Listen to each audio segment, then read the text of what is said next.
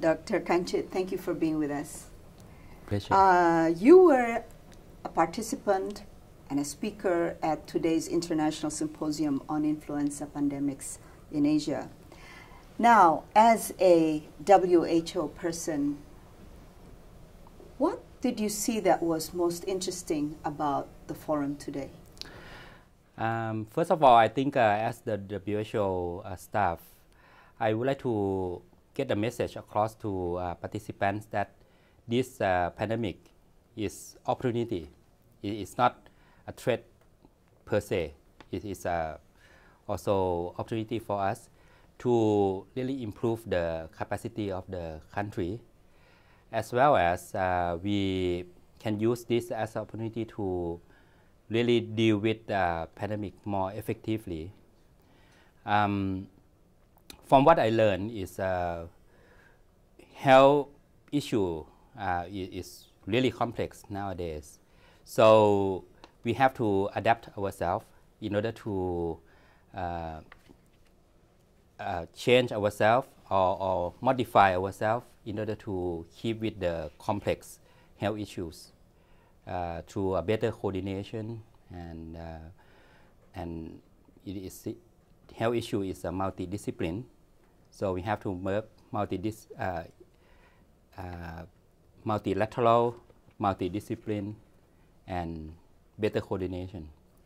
You heard today it was a sharing experience from different countries, Mongolia, the Philippines, Indonesia.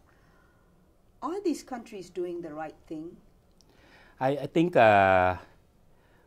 mostly countries are really using the National Influenza Pandemic Preparedness Plan, which already existing in each country. So it's really a test case by using this pandemic as an opportunity to test the plan. So on one hand, these countries are using the plan to deal with the situation. If we don't look into each particular details, I think generally countries are doing very well from their better prepare, from their preparedness of avian influenza and as well as pandemic influenza. I think that you would agree that it was easier this time because they expected worse, but actually it was not that bad. Is there a danger that from now on there will be a problem of complacency? I think that is very well can be, but however, the WHO always give a consistent message that influenza is unpredictable. We cannot be complacent, and most of all, pandemic is not over yet. It is still ongoing. Yes, okay, but it's always there is always something going on in the nature of a pandemic, and you think it's because we're a more globalized society? It can be world change, as you can hear from this symposium, that world change in terms of transportation, in terms of communications, in terms of environmental change. These are all have to factor in as a change maybe. So we have to be prepared really in terms of global preparedness. You heard today that one major problem, if you want to have people's participation, is the level of information that goes down to the public. Do you agree that there is a need for better communication? I think we realize that how important to communicate with the public correctly and transparently. And I think Ministry of Health in each country, I think is now get this message across. So they are trying to adapt themselves as well. So I think we are still continue to work, and I hope that we will get good cooperation from public media as well in terms of getting right information, giving it right to the public, and not to create panic. That's important. Yes. Dr. Khanchit, where do we go from now, from here on to the future? what needs to be done still? What are the gaps that still need to be filled? I think we still continue to do the capacity building for the country. This is in compliance of each country to the Charter of International Health Regulation 2005, in which there are two major components. One is on capacity building in terms of dealing with surveillance, dealing with infection control, dealing with clinical management, dealing with cross-border issue, as well as dealing with diagnosis. So we have to continue with that. In addition, each country, they have the level of readiness at a different level. So we have to bring everyone to what we call minimum core capacity.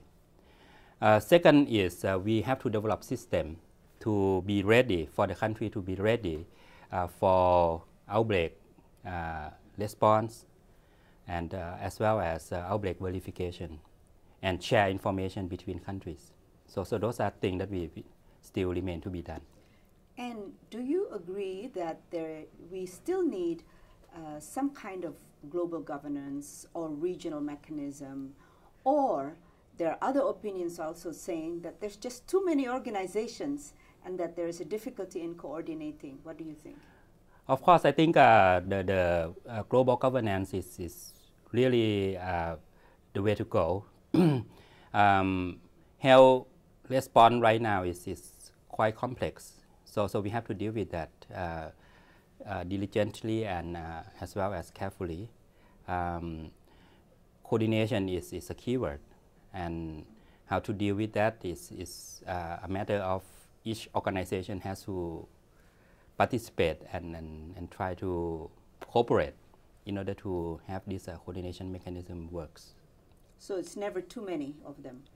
I think everyone has their role, so we need to really define our role carefully and work on it. And talking about roles, all this time the leading entity has been the government or international organizations like yourself.